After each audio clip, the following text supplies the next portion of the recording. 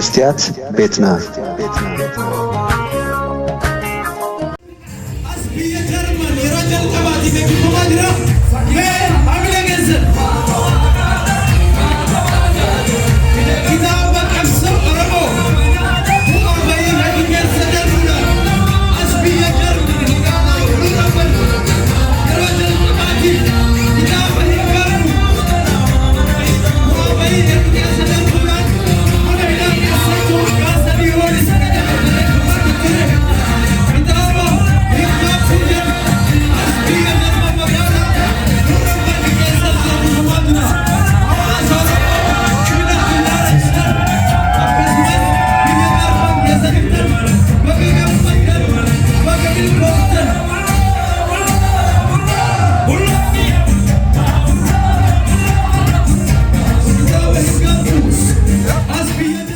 كما يتأنيحكم كبرات تخطاتلتنا تمالي 26 تحساس كل التشحن 24 مستيات بيتنا تدوكيناتلو أب زلا كتما نورنبرغ حدفوا لي مدب تدالي نيرو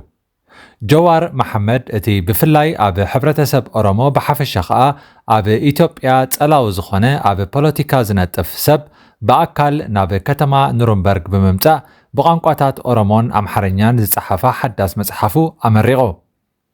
ኣብቲ ትማሊ ዝተኻየደ ስነ ስርዓት ልዕሊ 1,000 ዝኾኑ ዳርጋ ኩሎም ተወላዲ ኦሮሞ ዝኾኑ ኢትዮጵያውያን ኣብ ሓደ ዓብዪ ኣዳራሽ ብምእካብ ንጀዋር ዘለዎም ኣድናቆትን ክብርን ኣርዮም ህዝቢ ከባቢ ፍርቂ መዓልቲ ናብቲ ኣዳራሽ ክኣቱ እኳ እንተጀመረ ጀዋር ግን ከባቢ ሰዓት 3 ድሕሪ ቀትሪ እዩ ኣብቲ ኣዳራሽ ተረኺቡ እቲ ብኸቢድ ጸጥታ ዘኽብሩ ሓይሊ ተዓጂቡ ዝመፀ ጀዋር ናብ ኣዳራሽ ክኣቱ እንከሎ ህዝቢ ብኸምዚ መልክዕ ተቐቢልዎ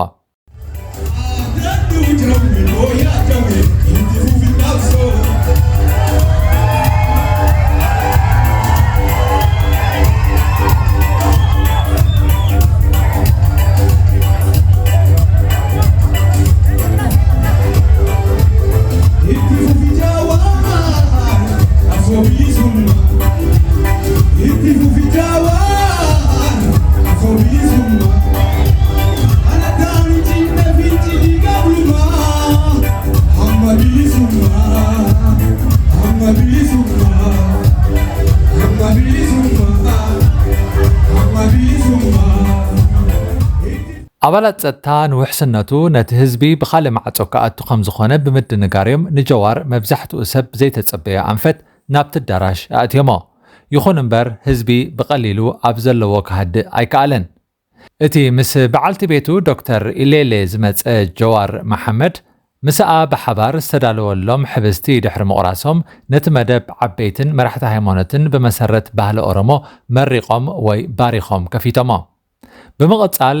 እታ ጀዋር ዘሕተማ ኣይጠዓስን እየ ዘርእስታ ኣዝዩ ብዙሕ ገጻት ዘለዋ ዓባይ መጽሓፍ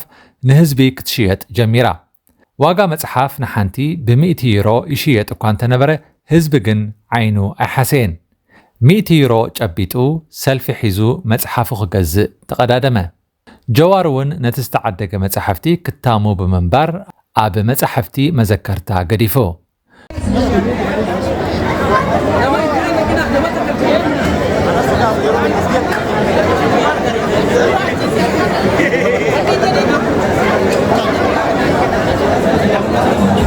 ጀዋር መሐመድ ኣብ እዋን ስርዓት ኢህወደግ ንመንእሰያት ኦሮሞ ኣብ ደገ ኮይኑ ዓብ ጽልዋ ዝፈጥር ዝነበረ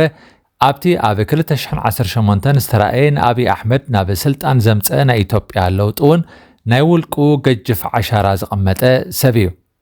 ኮይኑ ግን ጸኒሑ ምስ ኣብይ ኣሕመድን ሰልፊ ብልጽግናን ክሰማማዕ ኣይከኣለን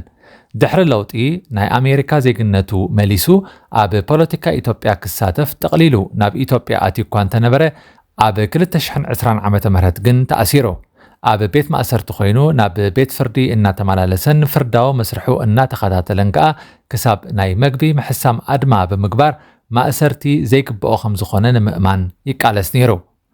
ኣብ 2022 ከዓ ንሱን ብጾቱን ካብ ማእሰርቲ ተፈቲሖም ድሕሪ ካብ ማእሰርቲ ምፍትሑ ንነዊሕ እዋን ዳሃያ ጥፊኡ ኣብ ከተማ ናይሮቢ ኬንያ ክነብር ጸኒሑን ኣሎን እዛ መጽሓፉ ካብ ማእሰርቱ ድሕሪ ምፍትሑ ኣብ ካልኣይ ዓመቱ ኣብ ናይሮቢ ጽሒፉ ክዝርግሕ በቂዑ ኣብዚ እዋን ኣብ ዝተፈላለዩ ከተማታት ዓለም እናዘረኸኣ ምስ ህዝቢ የላልያ ኣሎ ብምኽንያት ሕትመት መጽሓፍ ኣይጣዓስኔ ምስ ቢቢሲ ኣብ ዘካየዶ ቃለ መሕትት ሰልፊ ብልጽግና ይወድቕ ኣሎ ንኢትዮጵያ እውን ከይተረፈ ለኪሞ ይወድቕ ስለ ዘሎ ግን ስቕኢልና ኣይክንዕዘብን ኢና ኢሉ ነይሩ ንሱ ኣብ ቃለ መሕትቱ ምስ ኣብ ኢትዮጵያ ዘሎ ስርዓት ከም ዘይተቃደወ እዩ ገሊጹ ሰልፊ ብልጽግና ንመሰረታዊ ጠለባት ህዝብን ሃገርን ኢትዮጵያ ገዲፉ ኣብ ዘየድልዩ አንጸባረቕቲ ናይ ቤተ መንግስቲ መናድቕ ምሕዳስን ናይ መናፈሲ ቦታታት ምስፋሕን እዩ ተጸሚዱ ዘሎ እቲ ሃገር ከዓ ኣብ ዝተፈላለየ ግጭታት እዩ ሸሚምዋ ዘሎ ክብል ዘለዎ ስክፍታ ጠቒሱ ጀዋር መሐመድ ኣብ ሕብረተሰብ ኦሮሞ ዓብይ ተቐባልነትን ተፈታውነትን ዘለዎ ጸላዊ ሰብ ዳ ይኹን እምበር ካልኦት ወገናት ግን ከም ሓደገኛ ሰብ ይቐምጥዎ ብኣኽራርነቱ እውን ይኸስዎ ሕብረተሰብ ኦሮሞ ብብዝሒ ህዝቢ ኣብ ኢትዮጵያ ጥራሕ ዘይኮነ ኣብ ኣፍሪቃ እውን ኣብ ቀዳማይ ደረጃ ይስራዕ እዞም ልዕሊ 40 ሚልዮን ዝበጽሑ ህዝቢ ኦሮሞ ብገዳ ዝፍለጥ ባህላዊ ዲሞክራሲያዊ ስርዓት ዝመሓደሩ ዓሚቕ ታሪኽን ባህልን ዘለዎም ህዝቢ እዮም ኣብ ኣፍሪቃ ብተመሳሳሊ ከም ሃውሳ ዮርባን ዙሉን ዝበሃሉ ዓበይቲ ብሄራት ኣለዉ ናይ ኦሮሞ ግን ጸብለል ዝበለ እዩ ጀዋር መሐመድ ሎሚ ካብ ኢትዮጵያ ወጻኢ ኣብ ናይሮቢ ኬንያ እዩ ዝነብር ዘሎ ካብኡ ተበጊሱ ናብ ኣውሮፓ እናተመላለሰውን ይሰርሕ ጀዋር መንግስቲ ኣብ ምቕያር ብዝሕንጽጾ ስትራቴጂ ኣድናቆትን ዓወትን ዝተጎናጸፈ ሰብ እዩ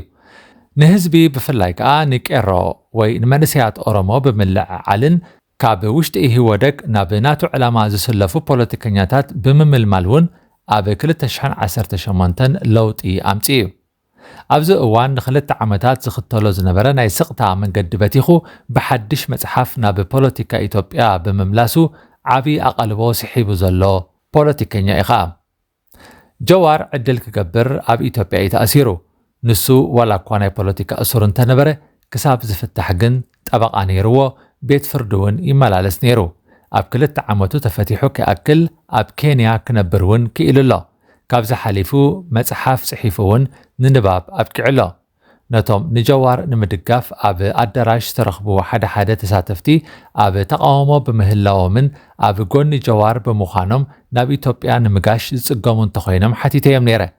ናብ ሃገርና ምእታው ዝኸልኣና መኒዩ ዝብል ምላሽ ከዓ ረኺበ በዛ ኣጋጣሚ ኣብቲ ኣዳራሽ ንመስትያት ቤትና ካብ ቋንቋ ኦሮሞ ናብ ኣምሓርኛ ብምትርጓም ዝተሓባበሩናን ኣዳለውቲ መደብን ብልቢ ነመስግን